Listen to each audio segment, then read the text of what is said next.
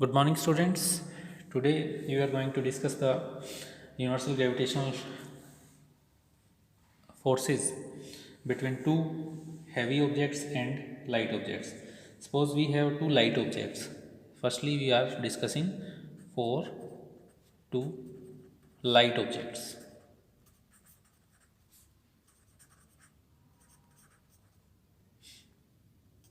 Suppose we have two masses m1 and m2.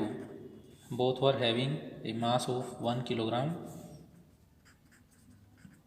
and separated by a distance of 1 meter.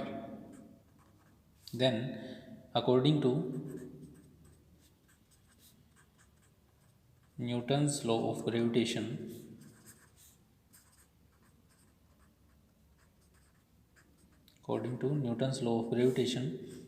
F, the force of attraction between the two masses will be equals to G m1 m2 divided by r square. Let's put the values one by one. The value of G is 6.67 multiplied by 10 raised to power minus 7. The value of mass is 1 m1, and again for m2 it will be 1 here 1 square. So we will have F is equals to 6.67 multiplied by 10 raised to power minus 7 Newton.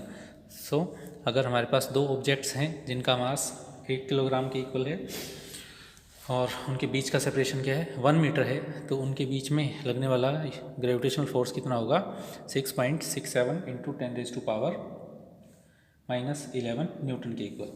दूसरी तरफ अगर हम बात करते हैं कि एक object heavy है और दूसरा आपका लाइटर ऑब्जेक्ट है. सेकंड केस,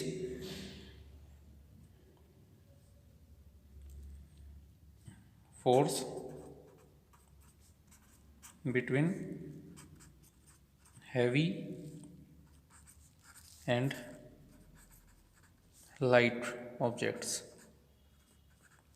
हैवी और लाइट ऑब्जेक्ट्स के केस में फर्स्ट केस के अंदर हमने क्या दिया, दोनों ही ऑब्जेक्ट्स लाइट थे. अब सेकंड केस के अंदर क्या रहेगा, एक ऑब्जेक्ट हैवी रहेगा और दूसरा लाइट रहेगा. सपोज फर्स्ट ऑब्जेक्ट जो है हमारे पास m1 कोई मास है जिसका मास 1 किलोग्राम के इक्वल है. सेकंड मास हम क्या कर लेते हैं, हम हमारे अर्थ को कंसिडर करते हैं.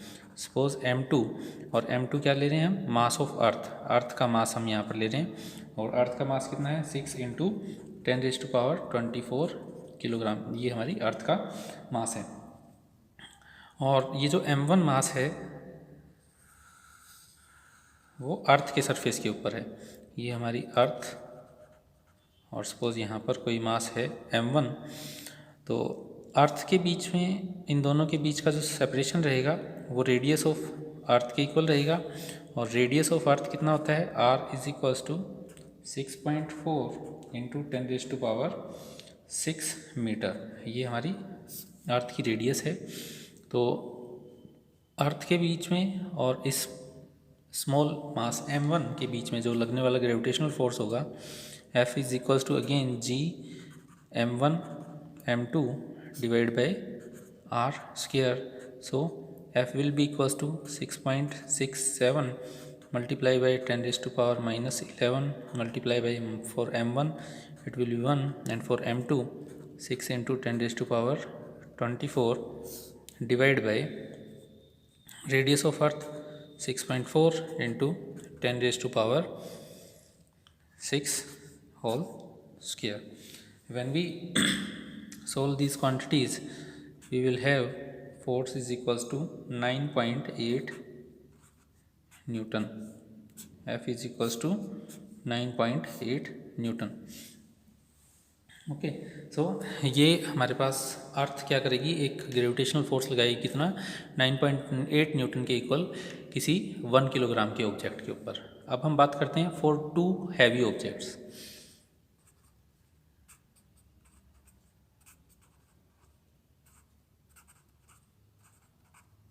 टू हैवी ऑब्जेक्ट्स, दो हैवी ऑब्जेक्ट हैं उनके बीच में लगने वाला फोर्स. अब दो हैवी ऑब्जेक्ट हम सपोज कर लेते हैं. First one is our earth and second one is moon. अब अर्थ का जो मास है अभी अभी हमने लिखा m1 की वैल्यू कितनी होगी 6 into 10 raise to power 24 kilogram और जो मास ऑफ मून है m2 ये रहता है आपका 7.4 इंटू 10⁻22 किलोग्राम। और जो दोनों के बीच का सेपरेशन है r की वैल्यू है 3.84 into 10⁻8 metre. 3.84 into 10⁻8 metre. So यहाँ से अगर हम वैल्यू लिखें gravitational force between earth and moon, तो it will be equals to F is equals to G m1 m2 divided by r square. The value of G is 6.67 multiplied by 10⁻⁻11 multiplied by mass of earth is 6 into 10⁻24 multiplied by mass of moon 7.4 into 10⁻22 divided by 3.84 multiplied by 10⁻8 metre square. जब इस factor को हम solve करेंगे तो हमारे पास जो result रहेगा इसकी वैल्यू रहेगी F is equals to 2.01 into 10⁻20 newton. 2 into 2.01 into 10⁻20 newton. So इतना फोर्स अर्थ और मून के बीच में एग्जर्ट होता है। और as the gravitational force exerted by earth on moon, तो which makes the moon revolves around the earth. अब यहाँ पर अगर हम बात करें जो मास किसका ज़्यादा था, mass of earth is greater than the mass of moon. तो यहाँ पर जो ग्रेटर फोर्स एग्जर्ट होगा, force exerted by the earth is greater than the force exerted by the moon। ठीक है, तो जो हमारे पास ग्रेविटेशनल फोर्स है क्या होता है, ये इक्वल एंड अपोजिट फोर्स होता है। सपोज अगर हमारे पास हमने ये दो बॉडीज़ कंसीडर की थी, first one is our earth, second one is moon. अब अर्थ का जो मास है m1 और ये m2, यहाँ पर m1 ग्रेटर देन है m2 से।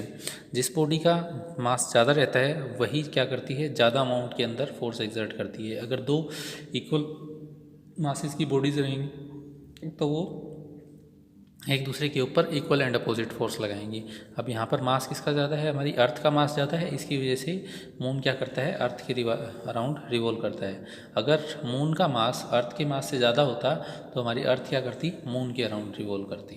क्योंकि उस टाइम क्या होता है, आपका जो मून का मास है वो अर्थ के ज़्यादा होगा, तो अर्थ क्या करना स्टार्ट कर देगी, उसके अराउंड रिवॉल्व करना स्टार्ट कर देगी, या फिर उसकी तरफ, उसके मून के ऊपर गिरना स्टार्ट कर देगी। ठीक है, nextly we have to discuss that the Newton's law and the Newton's third law of motion, gravitation and Newton's third law of motion।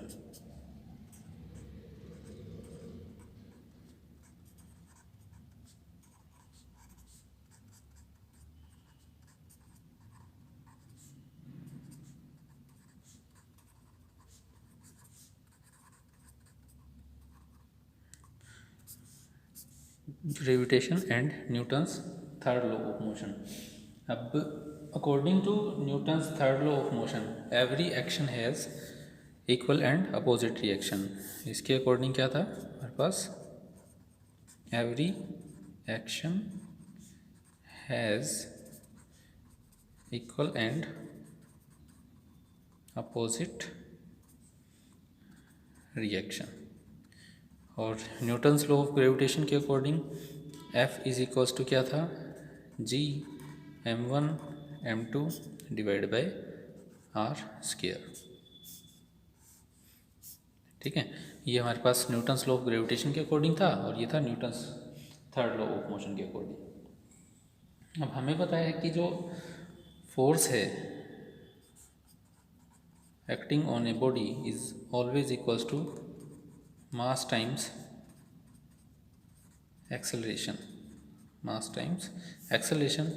और यहाँ से अगर हम एक्सेलरेशन की वैल्यू फाइंड आउट करें तो ये किसके इक्वल रहेगा, फोर्स पर यूनिट मास के इक्वल रहेगा। So for a given force जो एक्सेलरेशन प्रोड्यूस रहेगी वो इन्वर्सली प्रोपोर्शनल रहती है किसके, मास के। मींस एक्सेलरेशन यहाँ से क्या है हमारे पास, इन्वर्सली प्रोपोर्शनल है मास के। तो अगर हम बात करें जो न्यूटन ने जो हमें डेमोन्स्ट्रेशन दिया था, जो एप्पल की थ्योरी है कि न्यूटन ने एक एप्पल को नीचे की तरफ गिरते हुए देखा और उसने फिर हमें न्यूटन लॉ ऑफ ग्रेविटेशन दिया था कि हर एक ऑब्जेक्ट दूसरे ऑब्जेक्ट को अपनी तरफ अट्रैक्ट करता है। तो उसके अकॉर्डिंग तो हमें हमारे माइंड के अंदर क्वेश्चन ये अराइज होता है कि ऐसे तो फिर एप्पल भी क्या करता है, जैसे अर्थ अगर एप्पल को अपनी तरफ अट्रैक्ट कर रही है तो एप्पल भी क्या करेगा, अर्थ को अपनी तरफ अट्रैक्ट करेगा। लेकिन हमें कभी भी अर्थ एप्पल की तरफ मूव करती हुई नज़र नहीं आती है, क्योंकि जो मास ऑफ एप्पल है, mass of Apple is very very smaller than the mass of earth. Apple का मास अर्थ के कंपेरेटिवली क्या है, बहुत ही ज़्यादा कम है। ठीक है, तो इसलिए हम जब भी ऑब्ज़र्व करते हैं किसी भी ऑब्जेक्ट को, चाहे एप्पल है या फिर कोई और दूसरा ऑब्जेक्ट है, उसको हम ऑब्ज़र्व करेंगे तो वो अर्थ की सरफेस की तरफ गिरता हुआ नज़र आएगा हमें, एज़ कम्पेयर टू अर्थ उस ऑब्जेक्ट की तरफ मूव करती हुई। क्या एक्चुअल में ऐसा होता है कि अर्थ उस ऑब्जेक्ट की तरफ मूव कर रही हो? Yes, it always happens. ठीक है, जब भी कोई ऊपर से बॉडी नीचे की तरफ गिरती है तो वो बॉडी जो ऊपर से नीचे की तरफ गिर रही है, सपोज ये हमारा अर्थ का सरफेस है और यहाँ से कोई ऑब्जेक्ट नीचे की तरफ गिर रहा है। ठीक है, तो नीचे की तरफ होने वाला मोशन किसकी वजह से है, gravitational force exerted by the earth on this body. But ये बॉडी भी क्या करती है, हमारे अर्थ के ऊपर ग्रेविटेशनल फोर्स लगाती है, जिसकी वजह से अर्थ इसकी तरफ मूव करती है। लेकिन हम अर्थ के सरफेस के ऊपर हैं तो हमें ऊपर की तरफ होने वाला मोशन नज़र नहीं आता है। ये कुछ ऐसा ही है जैसे हम किसी गाड़ी के अंदर बैठे हुए हैं और वो गाड़ी जब मूव करती है तो हमें गाड़ी के अंदर की सारी चीज़ें रेस्ट के अंदर नज़र आती हैं और बाहर की सारी चीज़ें मोशन के अंदर नज़र आती हैं। ठीक है, तो जब भी हम बात करेंगे कि जब कोई एप्पल अर्थ के तरफ फॉल कर रहा है, अर्थ के सरफेस के ऊपर फॉल कर रहा है, तो यहाँ पर फोर्स ऑन अर्थ जो रहेगा, अर्थ के ऊपर कौन फोर्स लगाएगा, exerted by, suppose this is our apple, force exerted by apple is equals to force on apple exerted by earth. Means जितना फोर्स अर्थ एक्सर्ट कर रही है किसके ऊपर, जितना फोर्स अर्थ एक्सर्ट कर रही है एप्पल के ऊपर, उतना ही आपका एप्पल एक्सर्ट कर रहा है किसके ऊपर, अर्थ के ऊपर। तो दोनों ही फोर्सेस क्या हैं, एक दूसरे के इक्वल एंड अपोजिट हैं। अगर इन दोनों फोर्सेस का सम अगर हम देखेंगे तो वो क्या हो जाएगा, ज़ीरो हो जाएगा, क्योंकि दोनों force on earth is equals to है फोर्स ऑन एप्पल के। It means every action has equal and opposite reaction, which implies Newton's law of gravitation, Newton's law of gravitation also obeys Newton's third law of motion। Newton's third law of motion को भी ये ओबे करता है। Okay, इसके बाद हमें करना है relation between small g and capital G, that is the relation between acceleration due to gravity and universal gravitational constant.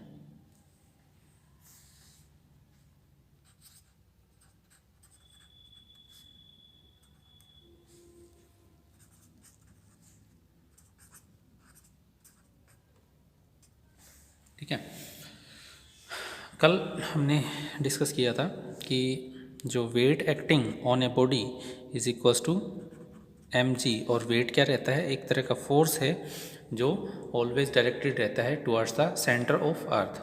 दूसरी तरफ अगर हम बात करें, हमने according to Newton's law of gravitation force find out किया किसके इक्वल था ये, G m1 m2 divide by r square के।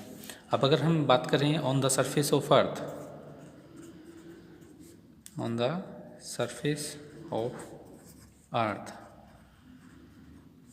सपोज किसी बॉडी के बारे में बात कर रहे हैं, we have a body of mass m and let the earth be a body of mass capital M having radius capital R। ठीक है, अर्थ क्या है, एक m कैपिटल M मास की बॉडी है जिसका रेडियस R है, और अर्थ के ऊपर ही हमारे पास क्या है, एक दूसरी बॉडी है जिसका मास हमने क्या लिया, स्मॉल m के इक्वल लिया है। तो स्मॉल m और कैपिटल M मीन्स इस बॉडी के बीच में और अर्थ के बीच में जो लगने वाला जो ग्रेविटेशनल फोर्स होगा वो किसके इक्वल रहेगा, G M m divide by में आर स्क्वायर, और वेट ऑफ द बॉडी किसके इक्वल रहेगा, वेट ऑफ द बॉडी वो किसके इक्वल रहेगा, ये भी क्या है, एक तरह का फोर्स ही है, m times g acceleration due to gravity. दोनों ही फोर्स हैं हमारे पास, let it be equation number 1 and it be equation number 2। जब दोनों इक्वेशंस को हम कंपेयर करेंगे, इक्वेटिंग इक्वेशन 1 एंड इक्वेशन 2, तो हमारे पास रिजल्ट क्या रहेगा, m g is equals to G M m divide by r square. M से एम कैंसिल हो जाएगा, तो यहाँ से हमारे पास रिजल्ट रहेगा g is equals to G M by r square. ये हमारे पास रिलेशन रहेगा acceleration due to gravity and universal gravitational constant के बीच में। ठीक है, let's discuss a numerical.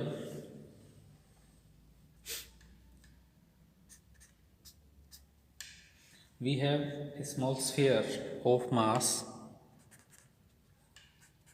40 kilogram is attracted by a second sphere।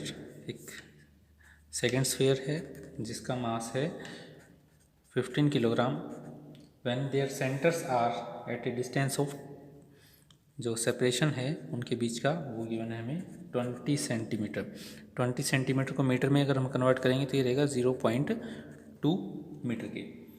With a force of 0.1 milligram weight. Calculate the value of gravitational constant. हमें value क्या निकालनी है, जी की वैल्यू फाइंड आउट करनी है। ठीक है, सबसे पहले तो हमें इस फोर्स को कन्वर्ट करना होगा। मिलीग्राम वेट के अंदर ये गिवन है, इसे हम न्यूटन में कन्वर्ट करेंगे।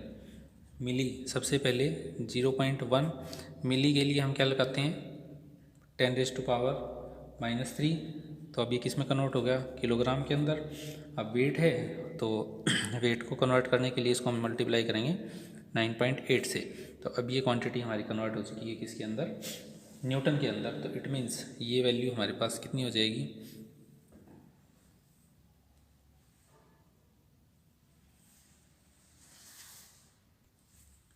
तो यहाँ पर हमने क्या किया 0.1, और मिली के लिए हमारे पास 10⁻³ रहेगा, और ग्राम से किलोग्राम में कन्वर्ट करेंगे तो एक 10⁻³ एक बार और आएगा हमारे पास।